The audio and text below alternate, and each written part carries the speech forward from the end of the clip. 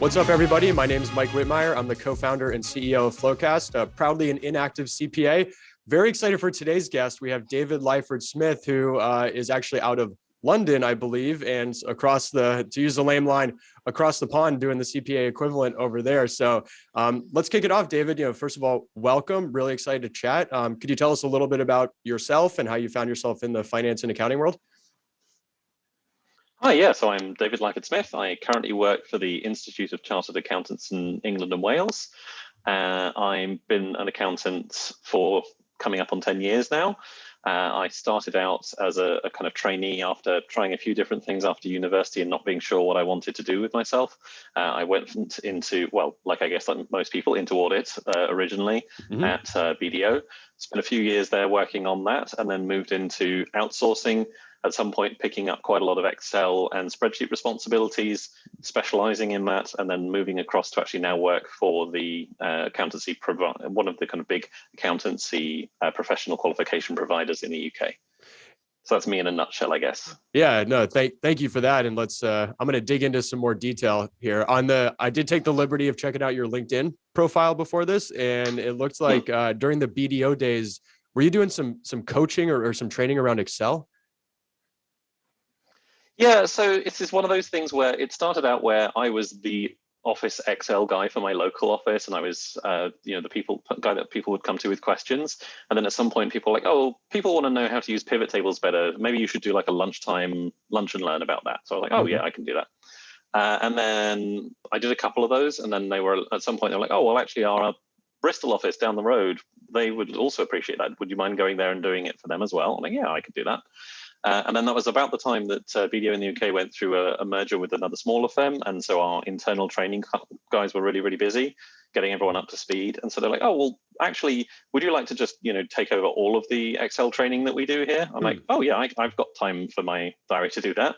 And then eventually it became, "David, could you stop doing your day job and just do Excel training and Excel support all the time?"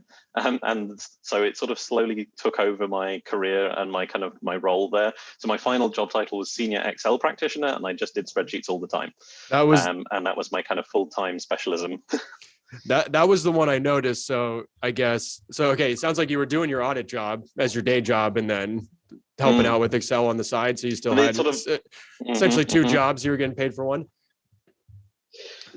Yeah, something like that. I mean, by that time, I'd sort of left audit and I was working in their outsourcing department, kind of overseeing and organizing outsourcing for services for large, mostly US-based tech companies, actually kind of dealing with their outsourcing requirements. But yeah, it was sort of starting to take over and invade every other part of my job. And it's such an in-demand thing for accountants. It's such an everyday part of what we do. And I think that there's this problem that people kind of assume that accountants can do Excel, but there's not necessarily anyone actually teaching them how to do it. So, we all kind of pick things up, I think, as we go and just kind of learn in a very ad hoc way. And so I was trying to formalize that a little bit more. Yeah, that was my experience. I mean, you get like a, basic Excel, and you obviously just do some things in life where you learn Excel even in college a little bit more. But when you get into audit, that's the crash course, and you're just sort of figuring out hotkeys, and you want to get work done faster, right? It's like the selfish need to learn how to do things in Excel faster.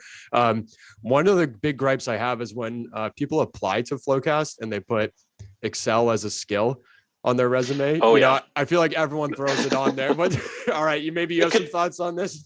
Oh, absolutely. I mean, that like proficient with Microsoft Excel might as well be on the template in Word for, if you have a resume template, it should just be there at the beginning, because everybody says it. And the real problem is that no two people, I think, mean the same thing by that, because you'll get people who are like, "Oh, well, I've done a few VLOOKUPs and a pivot table here or there, so I'm very proficient." And then you also have people at the other end who are like, "Oh, well, my VBA code doesn't always work the first time, so I guess I'm pretty medium." Right. Whereas actually that person is really experienced. They're just selling themselves short. And it's a really difficult situation where, it's very hard to communicate. It's one of the things actually that at ICAEW, we've tried to do some work around this. We created called the spreadsheet competency framework, which was our kind of trying to lay out, okay, well, here's all the things that we can think of that you could do in Excel.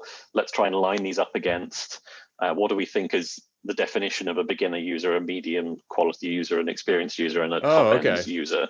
So we produced a kind of a white paper with a big old table. In fact, if you back when we used to print documents, it had a fold out like 3-page tall like Nice. centerfold table. It's the most boring centerfold in history. But going through everything in Excel and trying to line it up against this categorization of what everybody's able to do. And it was exactly because of starting with that exact point of, if you're trying to hire somebody, or indeed if you're trying to get a job, how do you communicate about what spreadsheet knowledge you have or what spreadsheet knowledge you need in a way that actually gets understood by the person on the other end of that conversation, and isn't just this point where it's a meaningless, contextless bit of information that doesn't help anybody.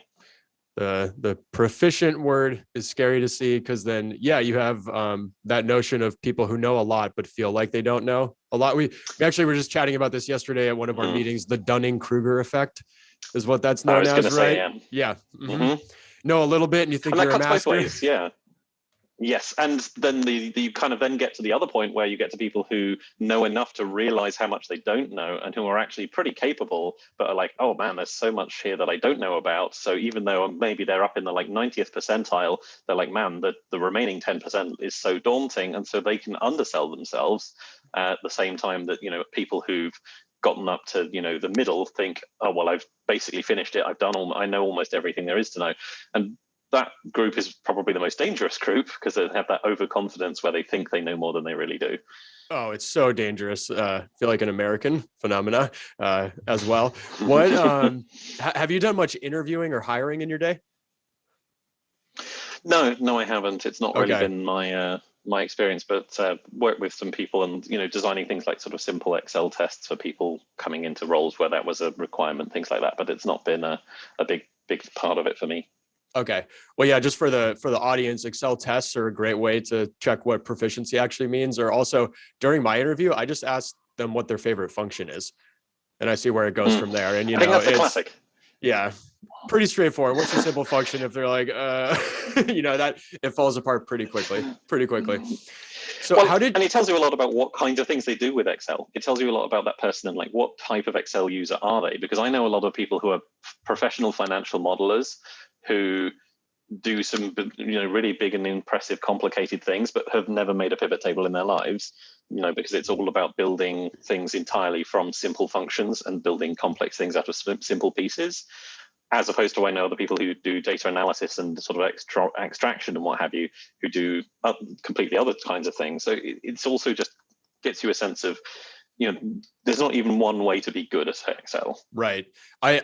Personally, I fit in that former camp. I'm not a pivot table guy. Never got good at those, but you throw the rest of the functions out there. Yeah, I like building models and forward looking things. So very interesting point. I want to learn more about your switch from audit into outsourced accounting. Did you enjoy that transition, or what were some of the differences and what were learnings you had as part of that? Yeah, so it was interesting. As I said, I started in audit because that's where you start most of the time. And I'd been doing that for a couple of years. And I was lucky in that BDO in the UK, I think at the time they were the 6th largest firm. They're the 5th now, I think. But the global outsourcing department for the whole of BDO International happened to be based in the office where I worked in Reading in the UK, where I live. And so I was around some of the people doing that. And then at some point, a secondment opened up for a couple of weeks. And I went and I because I was a trainee, they like to, shop you around different departments, get you a bit of a view of what's going on. So I worked there for a few weeks and I enjoyed it. And then later on, they then were looking for actually a longer term secondee for a year. And I at that time was kind of thinking I wanted to try something a little different. Audit I didn't think was for me in the long term. It wasn't the right kind of mix of traveling and everything else for me. So I wanted to try something different. So I went into it there, and I just really, as soon as I was into that, I really enjoyed it a lot more, and I was really feeling at home there. And so the secondment ended up becoming permanent, and I was there for the rest of my time at BDO. And for me, I think it was very different in that we got to work with a smaller number of clients over a longer period rather than audit. a couple weeks a year on a whole variety of different clients, which was really nice for kind of getting a sense of the breadth of how many different things companies do, and where every little tiny thing that you see in the world, somewhere there's a company whose job is to do that thing. But for the outsourcing thing, I got to know one or two clients really well, and so we're actually building those relationships and kind of working into more depth, and also starting to think a lot about the international aspect of it was also really interesting. So we would have our client company, which would have different kind of sales centers and little small operations in a whole bunch of different countries, and they weren't large enough to have a kind of a dedicated finance function for any of those, and so they were using us as an outsourcing provider to kind of provide them with the full package, accounting, payroll, tax compliance, the whole deal. And then that was kind of controlled and coordinated through myself and my colleagues in the UK. And so I'm kind of starting to see the kind of the differences in how things worked in different countries and the different cultures and the whole kind of picture of how that fit together. I found that part really interesting.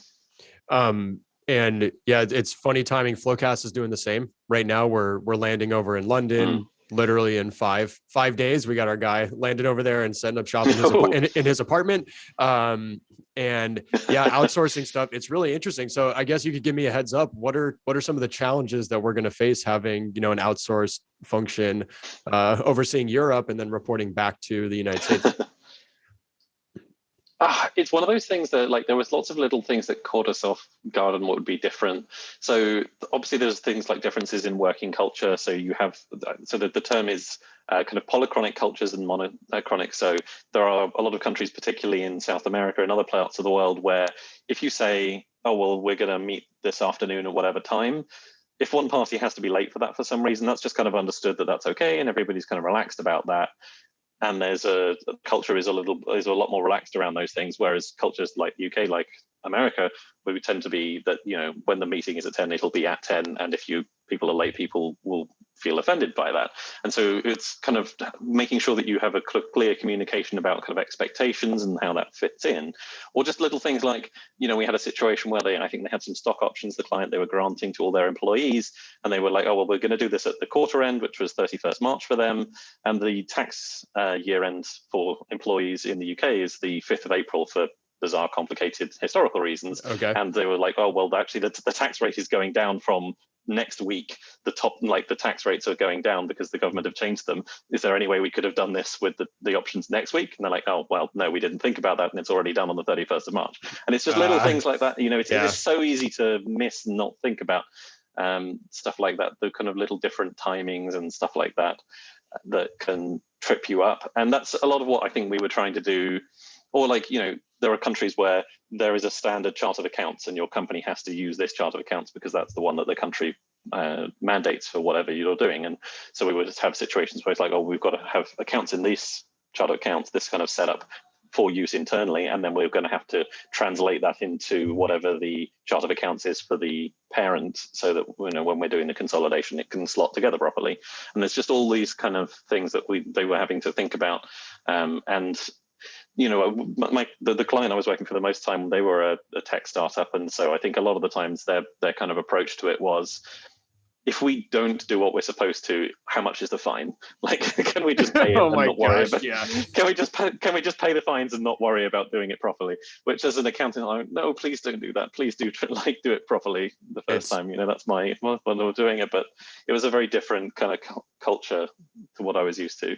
Yeah, it's unfortunate reality of business is you weigh the expense and whether that fine is worth it, and it's just like it's terrifying. There's fiduciary responsibility beyond that, and it's really bad. All right, so you made a really interesting comment I want to circle back to. The government requires a chart of accounts in a certain way. Can you tell me more about that? Because we make all kinds of charts of accounts around here. Yeah, so there's a couple countries, France and Brazil, and a couple others that have a standard sort of government issued setup sort of way of sort of setting up your chart of accounts that they want that you have to do for statutory reporting. Places like Brazil also have electronic invoicing. So if you want to do any kind of B2B and some amounts of B2C invoicing, it has to be in a defined electronic format. And basically the way that works is that when you're issuing the invoice, a copy of the invoice is automatically filed with the Brazilian tax authority as well. So it does all of the kind of, well, they don't quite have VAT, but the sales tax equivalent in Brazil is kind of automated through that process. Okay. And so they have those kinds of systems, and it's all kind of quite prescriptive. And I mean, for Brazil, though, a lot of the reason they're doing that is that they have the worst, most complicated tax system in the world. Like there's international comparison reports of like how long does it take to comply with your tax reporting obligations in different countries, and Brazil's is 3 or 4 times anywhere else. It's unbelievably bad. Wow. But they've brought no it down idea. to now, it used to be like 5 times as much. Now it's only like 3 times as much. So it's Okay. like, oh, it's going in the right direction. It's Simplifying like, it's still a really, bit. really difficult. Well, they basically, from what I understand, they've got like, in the same way that you guys, you might have state and federal taxes, they have a similar thing, except for that there are 4 layers, because you can end up with municipal and then like city level stuff, and it's just a absolute mess. And so there's just lots of different layers of entities, each with their own tax rules, and then everything kind of not fitting together very well. And they also have a huge problem with unreported activity and like making sure that people are actually collecting all of their, like reporting all their income as well. So really difficult kind of legislative compliance environment to deal with. Yeah, that's tricky. And so you're presumably used to IFRS standards, is that correct?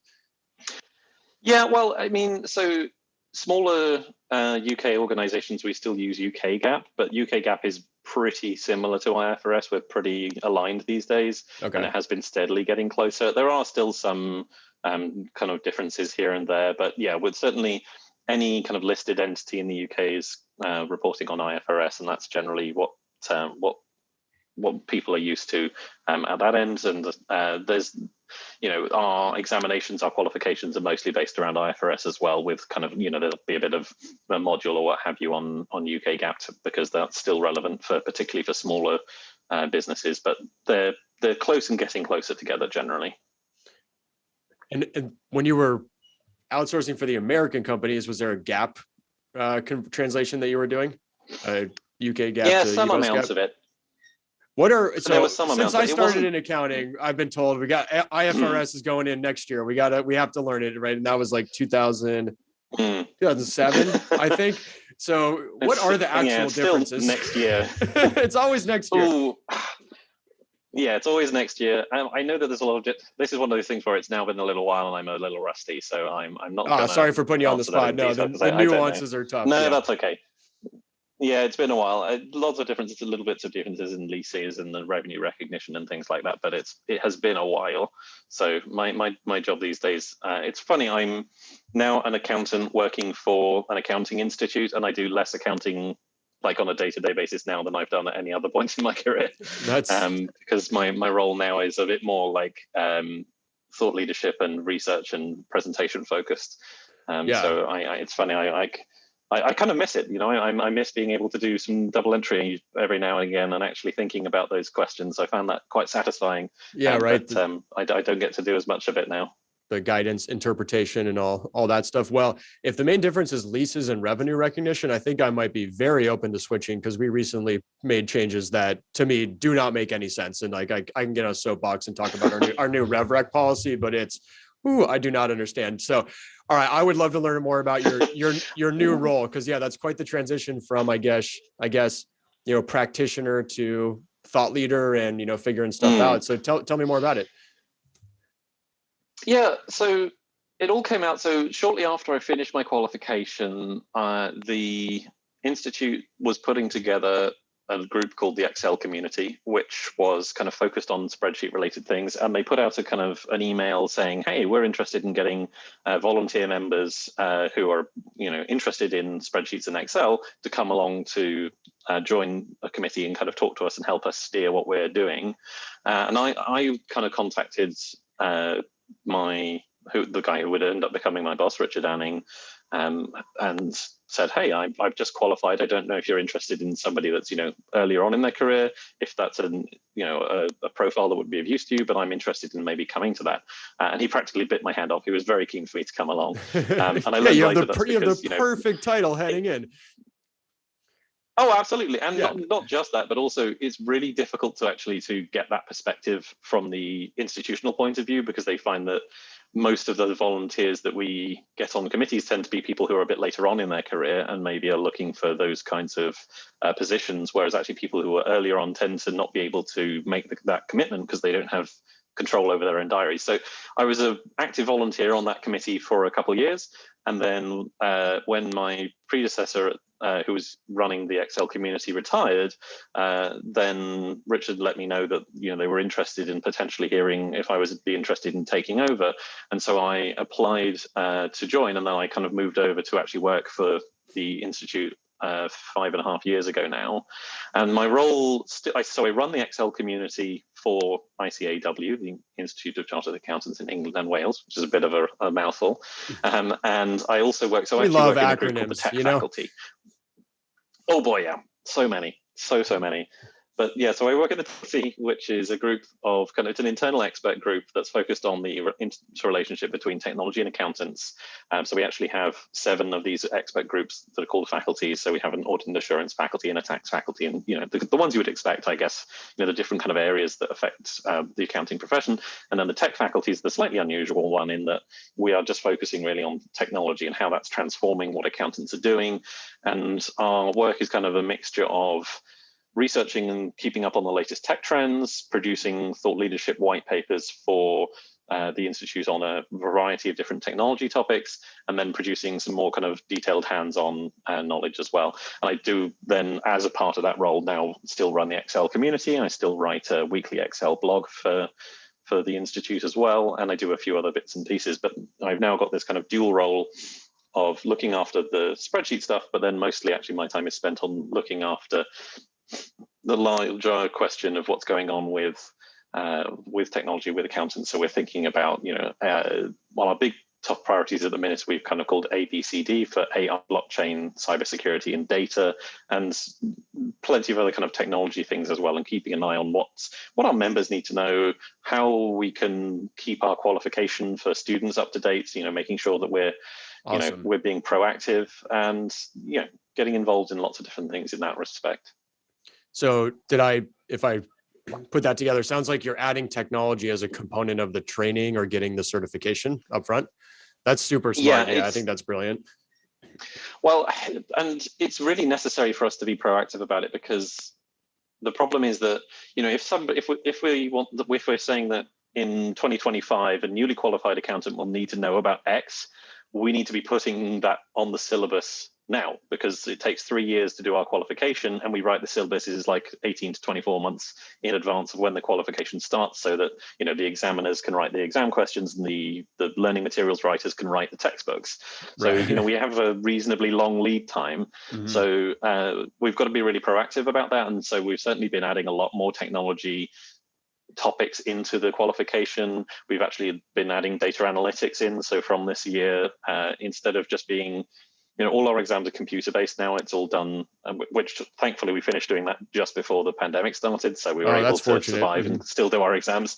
Yeah, we got lucky in our timing there. But, all of the exams are computer-based, but now they're not just, computer-based in the sense of multiple choice or like typing into just a Word file kind of equivalent. We now have a spreadsheet equivalent that the students can use while they're doing their exam, and that's now actually going to have proper data analytics stuff in there and sort of outputs of reports and things that they're going to be able to do some drilling down and some actual data analysis in a way that's a lot more similar to what they'll be doing in their day jobs. And I think that's the real thing, is to try and make it so that what you're doing in the exams is as close as possible to what you're doing in real life, because I think that's ultimately what employers want, is the people who can actually demonstrate that they have experience of doing real stuff and not this kind of slightly surreal fantasy world that I think often exists in examinations, and where it would all be manufacturing based companies that maybe they had a website and that was about as technologically advanced as it got. Right. And I think we've got to move away from that world and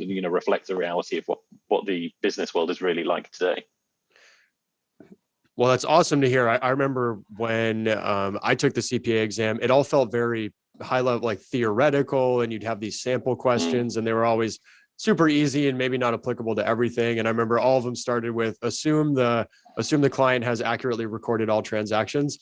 And it was like, well, that's a big assumption because that doesn't happen all the time. And you end up doing a lot of problem solving along the way.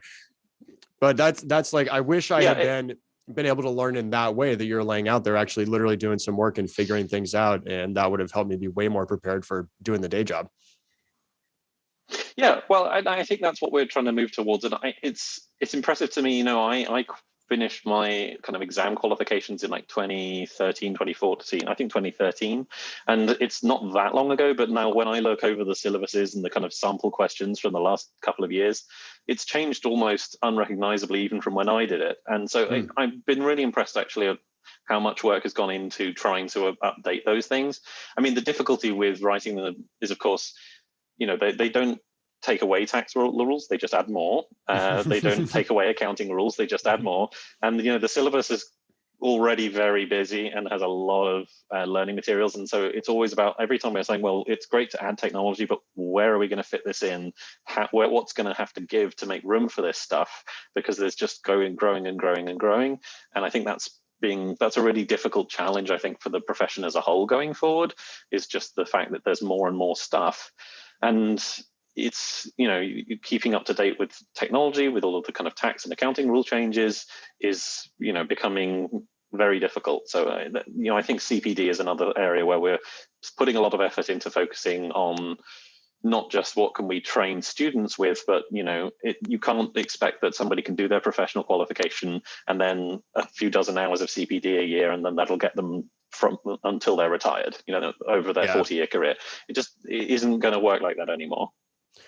That I could totally see that playing out. And for our American audience, CPD stands for, sounds like it's your continuing education. What does it actually stand for? Yes, continuous professional development. Professional development. There we go. Makes perfect sense. Yeah. So one of the things that kills me as a former accountant and now running a software company is I see, I obviously keep up with tech and in the accounting space as well. And I see a lot of stuff around Excel's evil. It's going to ruin your close. You shouldn't be using it anymore. And we have these other data analytics tools that you can be using, and all of this should be automated. And personally, as a former accountant, I kind of start to get offended with it, honestly, because it's a notion of like, hey, this stuff's really easy. We should just be able to integrate and automate it and done and move on our way. And that's it. It should all be just turnkey and run by itself. I'm like, no, the nuances that go into each different company are just so intense that, yeah, you can automate some stuff, but I'm hard pressed to see Excel going away anytime soon. And sounds like, you adding it to the curriculum, thinking out in the future, there's some agreement over there. So is there other tech you're considering adding to the curriculum, or are you pretty bullish on Excel being around in the accounting profession? Yeah, well, it's interesting because we've got sort of a spreadsheet thing in the actual way that people sit the exams, but it's not something that we kind of teach specific Excel skills or anything like that. We try and make sure those resources are there for students to pick up those skills, because we want to make sure that they're learning not just how to use the program, but how to use the program safely and effectively. And I agree with you that I don't think it's going anywhere, because Excel, the reason why I think it sticks around so much is that it's really great at filling in gaps. It's really great at, our ERP system works fine for what we're doing here, and our tax reporting system works fine, but the output from the ERP is maybe not exactly the right shape and the right kind of format for the tax system or this other system. It needs a little bit of work, or I want to do some analysis for my management accounting, and maybe again, it's not quite in the right format. Excel is super good at filling in those gaps and helping you do that kind of ad hoc data analysis and reporting and manipulation. And it fills in the gaps between the kind of quote unquote proper software, which are often quite inflexible and very kind of prescriptive, whereas Excel, its strength and the reason why it's got all these problems is that it's super open-ended. You can do absolutely anything with Excel. And that is why it keeps getting used. But that's also, I think, why people keep running into trouble with it, is because there's no controls over you doing anything with it. It will just let you do anything you like. If you want to multiply a date by a percentage, it will happily give you a number. Whereas other software will say, are you sure that's what you want to do? You should, those aren't compatible. You shouldn't do that. Whereas Excel will just be like, absolutely, here's your answer. Yeah. And that's I think, so from the point of the view of the exams, we're not expecting that every accountant that goes through our or any qualification is going to be a tech expert. Absolutely, that's not the way to go. But we do want it so that a person who's a sort of qualified accountant has a decent understanding of what the kind of key factors of the important technology trends are, and can hold a good conversation and understand what the kind of key risks are, and think about how that might be affecting, whether they're an auditor and they're looking at an audit client that's deploying those technologies, or whether they're working in a finance department within industry and they're wanting to ask difficult and important questions about things like AI bias, about cybersecurity, about data protection. These are the kinds of things that they should have a good awareness of those topics and what the kind of key issues are, even if we're not saying, well, every accountant's going to need to learn how to do Python or what have you. And I think that's very much the approach. And yeah, we're going to make sure those resources are there, so the people who do want to learn Python or R or automation with various different software, those tools and things should be available for those people that are doing that. But for like the general, what does every newly minted accountant need to know? I think we want to think more about the kind of the big picture. Got it. And one of the big goals of this podcast is to provide career advice and help with career development. And since you're so forward thinking about everything, I was hoping we could wrap it up with your take of the accounting industry, where it's going, and if you were to give advice for our listeners, maybe outside of the formal, we call them CPEs here, right? Because the CPEs are probably a little outdated for us, given the comments you made earlier around how you have to be thinking 5 years out in advance to even get in the curriculum. So where's your head at on the future of this? Where could folks focus their career development if it's outside of a formal curriculum? If you want to do something as simple as hop on YouTube and learn about something, what do you think people should be focused on? So I think a lot of it is about trying to get that grounding, because I see that one really important role for accountants is being able to translate between the kind of different audiences. So, if I try to boil away all of the kind of details and get down to what I think the core skill set of accountants is, I see it as people who are trustworthy, who understand numbers, and who understand business. I think those are the kind of the core skill sets. That's a beautiful summary. It's not. Thank you. It's sort of been trying to pare that down to the basics. It's like people who know how those numbers work, know how business works, and can relate them together. It's about communicating as well. So if you are dealing with something like artificial intelligence, you may well have that you're going to have a specialized developer who's really, really up on the technology and knows how that works, but doesn't know a balance sheet from a P&L. Right. And you're going to have the kind of business audience who knows all about their business, or knows about, reads the management accounts really diligently at the board level, is really up on that, and doesn't know anything really about AI. And you want to be somebody, I think, who has the skill set to understand and speak to both audiences in their languages and be able to meet in the middle and kind of help to bridge those communication gaps. So you have enough of the kind of technical and financial knowledge and enough of the technological knowledge so that you can really work well with both groups. So I think that ability to understand the key issues, be conversant in the kind of the topics that are going on, that's what I think is, we're going forward. And I think that's also something that, looking into the past, we've seen already. An accountant in like the late 1980s, early 1990s, you're talking somebody who's very focused on compliance work. A lot of it's rote work. We're talking calculators and spreadsheets. That person could not get a job as an accountant today, like somebody with that skill set and that experience. That has, we've evolved over that, 30-year period. And I think that's still going to be the case, that we'll still have accountants in 10 years, but probably the job description of an accountant in 2031 wouldn't look all that similar to a job description of an accountant today, because it's going to involve a lot more of these kind of high value generating, more judgmental areas, and less work on compliance, on rote stuff, on filling out endless tax returns and things like that, because that's the stuff that is getting automated, that is getting kind of opened up to data analysis and analytics and things like that. And so it's going to be about, where can you provide value? If you can automate doing a tax return and your tax is your thing, well, you're going to want to make sure that you can provide tax advice. That's the stuff that is difficult to automate. If you're looking at accounting systems and compliance and month-end reporting, if more of that is automated, you've got to be thinking about efficiencies and thinking about how to improve that process, and again about advisory work. And so I think moving up the value chain has been the direction over the last few decades, and I think that's only going to continue. And the communications, the ability to work cross-functionally feels like a big part of that. It's, as you were chatting through that, it made me feel like really it's taking on more of an operational role. Like that understanding of the numbers and technology, and then the business at large, you can kind of pull those skill sets together. And if you can communicate well and pull people together to get better and more efficient, I feel like we could do that more broadly than we have historically. Like why can't an accountant make a sales function more effective? Yeah, exactly. Operationally. It doesn't have to be about being exactly. It doesn't have to be about being a salesperson and going out and pitching and everything else, because that's not for everyone. It's about thinking about what do the numbers that you're dealing with mean, and what do they actually reflect, and what do they tell you about a business, and what insights can you glean from them.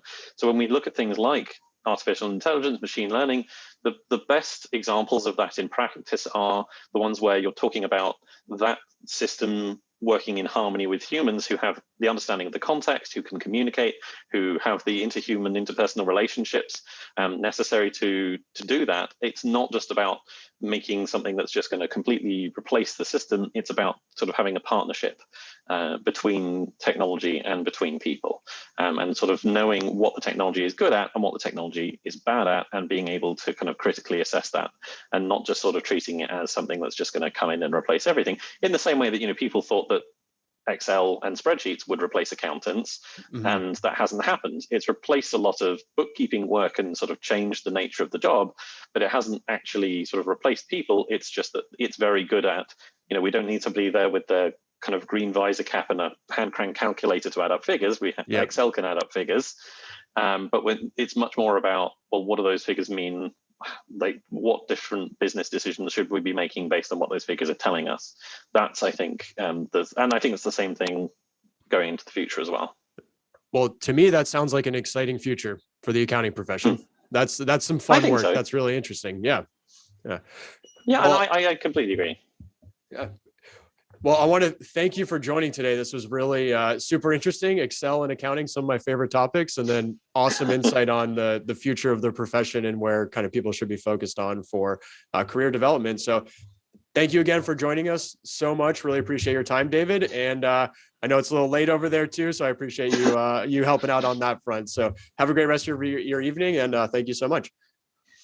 Thanks very much.